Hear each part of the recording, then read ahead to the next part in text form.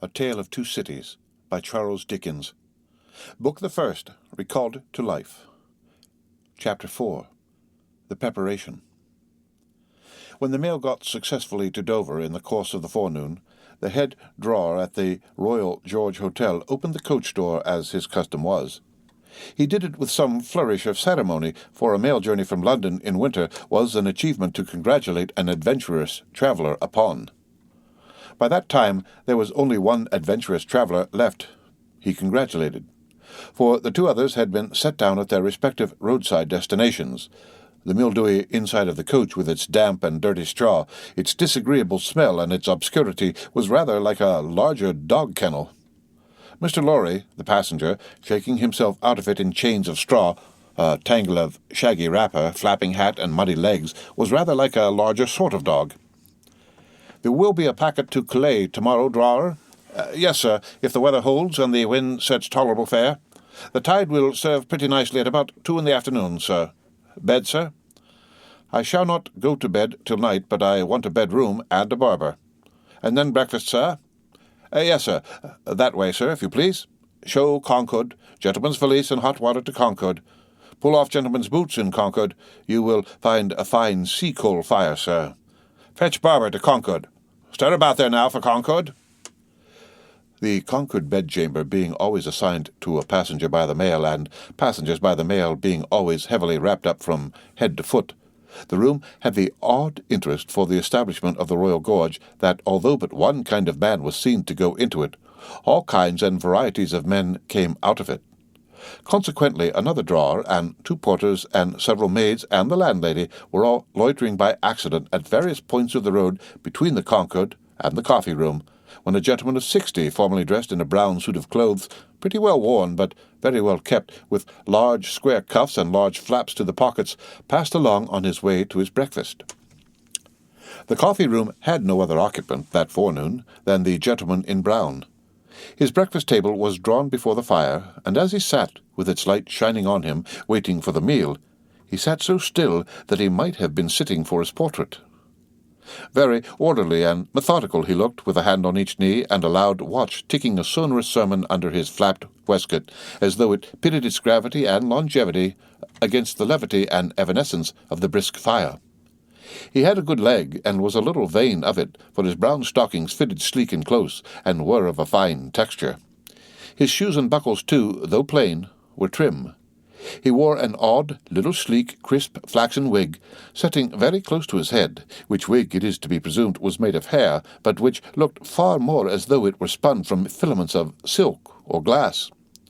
His linen, though not of a fineness in accordance with his stockings, was as white as the tops of the waves that broke upon the neighbouring beach, or the specks of sail that glinted in the sunlight far at sea. A face habitually suppressed and quieted was still lighted up under the quaint wig by a pair of moist bright eyes that it must have cost their owner, in years gone by, some pains to drill to the composed and reserved expression of Tellson's Bank. He had a healthy colour in his cheeks, and his face, though lined, bore few traces of anxiety, but perhaps the confidential bachelor clerks in Tellson's Bank were principally occupied with the cares of other people, and perhaps second-hand cares like second-hand clothes come easily off and on. Completing his resemblance to a man who is sitting for his portrait, Mr. Lorry dropped off to sleep. The arrival of his breakfast roused him, and he said to the drawer as he moved his chair to it, "I wish accommodation prepared for a young lady who may come here at any time today. She may ask for Mr. Jarvis Lorry, or she may only ask for a gentleman from Tellson's Bank. Please to let me know." "Yes, sir." "Tellson's Bank in London, sir?" "Yes." "Yes, sir. We have oftentimes the honour to entertain your gentlemen in their travelling backwards and forwards betwixt London and Paris, sir. A vast deal of travelling, sir, in Tellson and Company's house." "Yes, we are quite a French house as well as an English one." "Yes, sir. Not much in the habit of such travelling yourself, I think, sir?" "Not of late years. It is 15 years since I came last from France." "Indeed, sir. That was before my time here, sir. Before our people's time here, sir. The George was in other hands at that time, sir." "I believe so. But I would hold a pretty wager, sir, that a house like Tellson and Company was flourishing a matter of 50, not to speak of 15 years ago." You might treble that and say 150, yet not be far from the truth." "Indeed, sir." Rounding his mouth and both his eyes as he stepped backward from the table, the waiter shifted his napkin from his right arm to his left, dropped into a comfortable attitude, and stood surveying the guest while he ate and drank, as from an observatory or watchtower, according to the immemorial usage of waiters in all ages. When Mr. Lorry had finished his breakfast, he went out for a stroll on the beach. The little, narrow, crooked town of Dover hid itself away from the beach and ran its head into the chalk cliffs like a marine ostrich. The beach was a desert of heaps of sea and stones tumbling wildly about, and the sea did what it liked, and what it liked was destruction. It thundered at the town, and thundered at the cliffs, and brought the coast down madly. The air among the houses was of so strong a piscatory flavour that one might have supposed sick fish went up to be dipped in it as sick people went down to be dipped in the sea. A little fishing was done in the port, and a quantity of strolling about by night and looking seaward, particularly at those times when the tide made and was near flood. Small tradesmen who did no business whatever sometimes unaccountably realized large fortunes, and it was remarkable that nobody in the neighbourhood could endure a lamplighter. As the day declined into the afternoon, and the air, which had been at intervals clear enough to allow the French coast to be seen, became again charged with mist and vapour, Mr. Lorry's thoughts seemed to cloud too. When it was dark, and he sat before the coffee-room fire, awaiting his dinner as he had awaited his breakfast, his mind was busily digging in the live red coals. A bottle of good claret after dinner does a digger in the red coals no harm, otherwise than as it has a tendency to throw him out of work. Mr. Lorry had been idle a long time, and had just poured out his last glassful of wine with as complete an appearance of satisfaction as is ever to be found in an elderly gentleman of a fresh complexion who has got to the end of a bottle, when a rattling of wheels came up the narrow street and rumbled into the inn-yard. He set down his glass untouched. "This is Mademoiselle," said he. In a very few minutes the waiter came in to announce that Miss Manet had arrived from London, and would be happy to see the gentleman from Tellson's. "So soon?" Miss Manet had taken some refreshment on the road, and required none then, and was extremely anxious to see the gentleman from Tellson's immediately, if it suited his pleasure and convenience.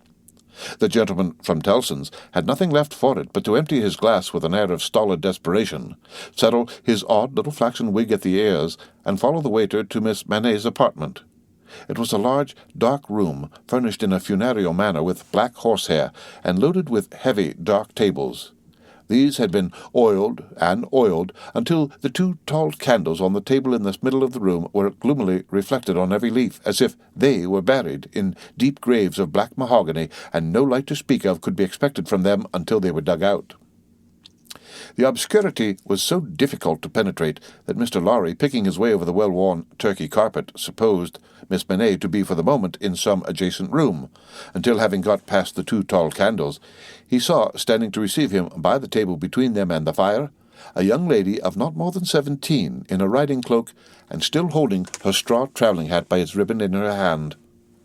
As his eyes rested on a short, slight, pretty figure, a quantity of golden hair, a pair of blue eyes that met his own with an inquiring look, and a forehead with a singular capacity, remembering how young and smooth it was, of rifting and knitting itself into an expression that was not quite one of perplexity or wonder or alarm, or merely of a bright fixed attention, though it included all the four expressions as his eyes rested on these things.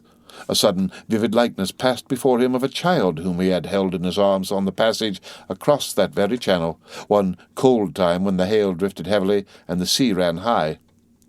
The likeness passed away like a breath along the surface of the gaunt pier-glass behind her, on the frame of which a hospital procession of negro cupids, several headless and all cripples, were offering black baskets of Dead Sea fruit to black divinities of the feminine gender, and he made his formal bow to Miss Manet. "Pray take a seat, sir," in a very clear and pleasant young voice, a little foreign in its accent, but a very little indeed. "I kiss your hand, miss," said Mr. Lorry, with the manners of an earlier date, as he made his formal bow again and took a seat. "I received a letter from the bank, sir, yesterday, informing me that some intelligence or discovery— the word is not material, miss, either word will do— respecting the small property of my poor father, whom I never saw, so long dead." Mr. Lorry moved in his chair and cast a troubled look towards the hospital procession of Negro cupids, as if they had any help for anybody in their absurd baskets. "Rendered it necessary that I should go to Paris, there to communicate with a gentleman of the bank so good as to be dispatched to Paris for the purpose." "Myself, as I was prepared to hear, sir." She curtsied to him. Young ladies made curtsies in those days, with a pretty desire to convey to him that she felt how much older and wiser he was than she. He made her another bow. "I replied to the bank, sir, that as it was considered necessary by those who know and who are so kind as to advise me, that I should go to France, and that, as I am an orphan and have no friend who could go with me, I should esteem it highly if I might be permitted to place myself, during the journey, under that worthy gentleman's protection.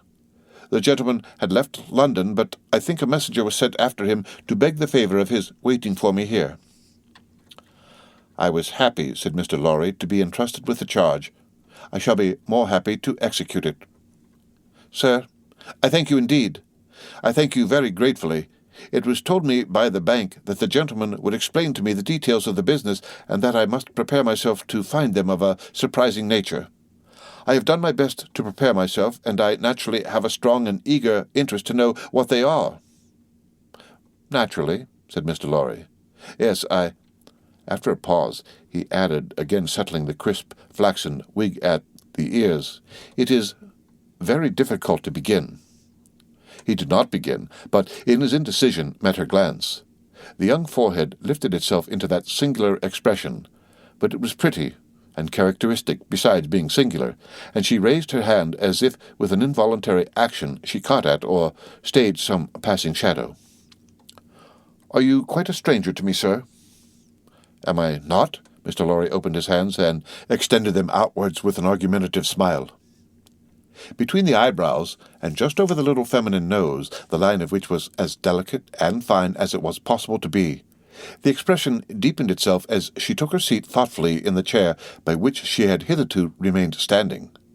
He watched her as she mused, and the moment she raised her eyes again went on. "In your adopted country, I presume, I cannot do better than address you as a young English lady, Miss Manet?" "If you please, sir." "Miss Manet, I am a man of business. I have a business charge to acquit myself of. In your reception of it, don't heed me any more than if I was a speaking machine. Truly, I am not much else. I will, with your leave, relate to you, miss, the story of one of our customers." "Story?" He seemed wilfully to mistake the word she had repeated when he added in a hurry, "Yes, customers in the banking business we usually call our connection our customers. He was a French gentleman, a scientific gentleman, a man of great acquirements, a doctor." "Not of Beauvais?" "Why, yes, a Beauvais. Like Monsieur Manet, your father, the gentleman was of Beauvais. Like Monsieur Manet, your father, the gentleman was of repute in Paris. I had the honour of knowing him there. Our relations were business relations, but confidential. I was at that time in our French house, and had been, 20 years. At that time, I may ask, at what time, sir? I speak, miss, of 20 years ago. He married an English lady, and I was one of the trustees.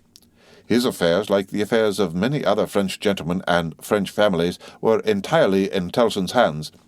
In a similar way I am, or I have been, trustee of one kind or other for scores of our customers. These are mere business relations, miss. There is no friendship in them, no particular interest, nothing like sentiment. I have passed from one to another in the course of my business life, just as I pass from one of our customers to another in the course of my business day. In short, I have no feelings. I am a mere machine. To go on, but this is my father's story, sir, and I begin to think—" the curiously roughened forehead was very intent upon him, "that when I was left an orphan through my mother's surviving my father only 2 years, it was you who brought me to England. I am almost sure it was you." Mr. Lorry took the hesitating little hand that confidingly advanced to take his, and he put it with some ceremony to his lips. He then conducted the young lady straightway to her chair again, and holding the chair back with his left hand, and using his right by turns to rub his chin, pull his wig at the ears, or point what he said, stood looking down into her face, while she sat looking up into his. "Miss Manet," It was I, and you will see how truly I spoke of myself just now in saying I had no feelings, and that all the relations I hold with my fellow creatures are mere business relations, when you reflect that I have never seen you since. No, you have been the ward of Tellson's house since, and I have been busy with the other business of Tellson's house since. Feelings? I have no time for them, no chance of them. I pass my whole life, miss, in turning an immense pecuniary mangle. After this odd description of his daily routine of employment, Mr. Lorry flattened his flaxen wig upon his head with both hands, which was most unnecessary, for nothing could be flatter than its shining surface was before, and resumed his former attitude. So far, miss, as you have remarked, this is the story of your regretted father. Now comes the difference. If your father had not died when he did, don't be frightened. How you start!" She did indeed start, and she caught his wrist with both her hands.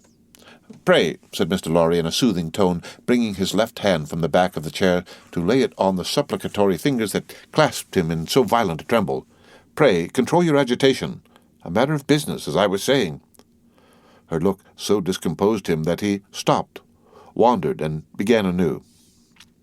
"As I was saying, if Monsieur Manet had not died, if he had suddenly and silently disappeared, if he had been spirited away, if he had not been difficult to guess to what dreadful place, though no art could trace him, if he had an enemy and some compatriot who could exercise the privilege that I in my own time have known the boldest people afraid to speak of in a whisper across the water there, for instance, the privilege of filling up blank forms for the consignment of anyone to the oblivion of a prison for any length of time, if his wife had implored the king, the queen, the court, the clergy for any tidings of him, and all quite in vain, then the history of your father would have been the history of this unfortunate gentleman, the Doctor of Beauvais."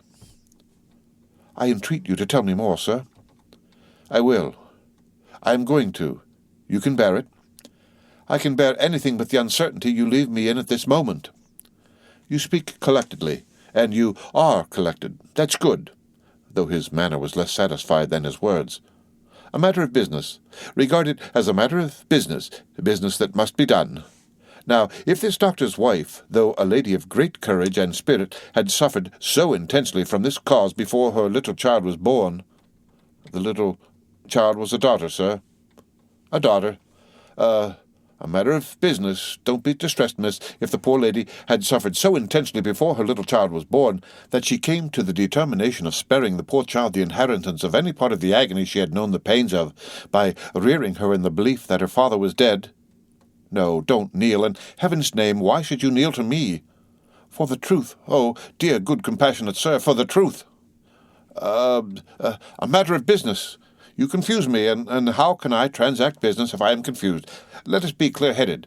If you could kindly mention now, for instance, what 9 times 9pence are, or how many shillings in 20 guineas, it would be so encouraging. I should be so much more at my ease about your state of mind." Without directly answering to this appeal, she sat so still when he had very gently raised her, and the hands that had not ceased to clasp his wrists were so much more steady than they had been, that she communicated some reassurance to Mr. Jarvis Lorry. That's right. Courage. Business. You have business before you. Useful business. Miss Manet, your mother took this course with you, and when she died, I believe broken-hearted, having never slackened her unavailing search for your father, she left you, at 2 years old, to grow to be blooming, beautiful, and happy, without the dark cloud upon you of living in uncertainty whether your father soon wore his heart out in prison, or wasted there through many lingering years. As he said the words, he looked down with an admiring pity on the flowing golden hair, as if he pictured to himself that it might have been already tinged with grey. You know that your parents had no great possession, and that what they had was secured to your mother and to you. There has been no new discovery of money or of any other property, but—" He felt his wrist held closer, and he stopped. The expression in the forehead which had so particularly attracted his notice, and which was now immovable, had deepened into one of pain and horror. "But he has been found. He is alive. Greatly changed, it is too probable, almost a wreck. It is possible, though we will hope the best. Still alive. Your father has been taken to the house of an old servant in Paris, and we are going there, I to identify him if I can, you to restore him to life, love, duty, rest, comfort."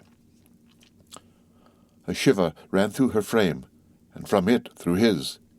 She said in a low, distinct, awe-stricken voice, as if she were saying it in a dream, "I am going to see his ghost. It will be his ghost, not him." Mr. Lorry quietly chafed the hands that held his arm. There. See now, the best and the worst are known to you now. You are well on your way to the poor wronged gentleman, and with a fair sea voyage and a fair land journey, you will be soon at his dear side."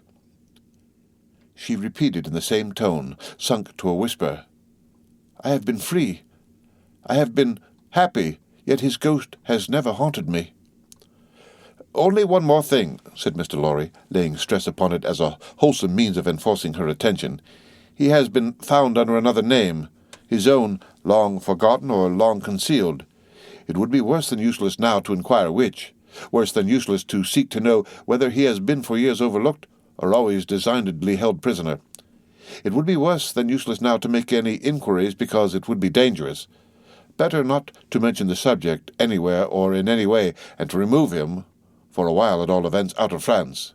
Even I, safe as an Englishman, and even Tellson's, important as they are to French credit, avoid all naming of the matter. I carry about me not a scrap of writing openly referring to it. This is a secret service altogether. My credentials, entries, and memoranda are all comprehended in the one line, 'recalled to life,' which may mean anything. But what is the matter? She doesn't notice a word. Miss Manette." Perfectly still and silent, and not even fallen back in the chair, she sat under his hand, utterly insensible, with her eyes open and fixed upon him, and with that last expression looking as if it were carved or branded into her forehead. So close was her hold upon his arm that he feared to detach himself lest he should hurt her. Therefore he called out loudly for assistance without moving. A wild-looking woman, whom even in his agitation Mr. Lorry observed to be all of a red colour, and to have red hair, and to be dressed in some extraordinary tight-fitting fashion, and to have on her head a most wonderful bonnet, like a grenadier wooden measure, and good measure too, or a great Stilton cheese, came running into the room in advance of the inn servants, and soon settled the question of his detachment from the poor young lady by laying a brawny hand upon his chest, and sending him flying back against the nearest wall. "I really think this must be a man," was Mr. Lorry's breathless reflection, simultaneously with his coming against the wall. "Why, look at you all," bawled this figure, addressing the inn servants. "Why don't you go and fetch things instead of standing there staring at me? I am not so much to look at, am I? Why don't you go and fetch things? I'll let you know if you don't bring smelling salts, cold water, and vinegar. Quick, I will." There was an immediate dispersal for these restoratives, and she softly laid the patient on a sofa, and tended her with great skill and gentleness, calling her "my precious" and "my bird," and spreading her golden hair aside over her shoulders with great pride and care. "And you, in brown," she said, indignantly turning to Mr. Lorry, "couldn't you tell her what you had to tell her without frightening her to death? Look at her with her pretty pale face and her cold hands. Do you call that being a banker?" Mr. Lorry was so exceedingly disconcerted by a question so hard to answer that he could only look on at a distance with much feebler sympathy and humility, while the strong woman, having banished the inn servants under the mysterious penalty of letting them know something not mentioned if they stayed there staring, recovered her charge by a regular series of gradations, and coaxed her to lay her drooping head upon her shoulder. "I hope she will do well now," said Mr. Lorry. "No thanks to you in brown if she does, my darling pretty." "I hope," said Mr. Lorry, after another pause of feeble sympathy and humility, "that you accompany Miss Manette to France?" "A likely thing, too," replied the strong woman. "If it was ever intended that I should go across salt water, do you suppose Providence would have cast my lot in an island?" This being another question hard to answer, Mr. Jarvis Lorry withdrew to consider it. The end of Book the First, Recalled to Life, Chapter 4. Read by Rick Kistner for Lit2Go on the web at fcit.usf.edu.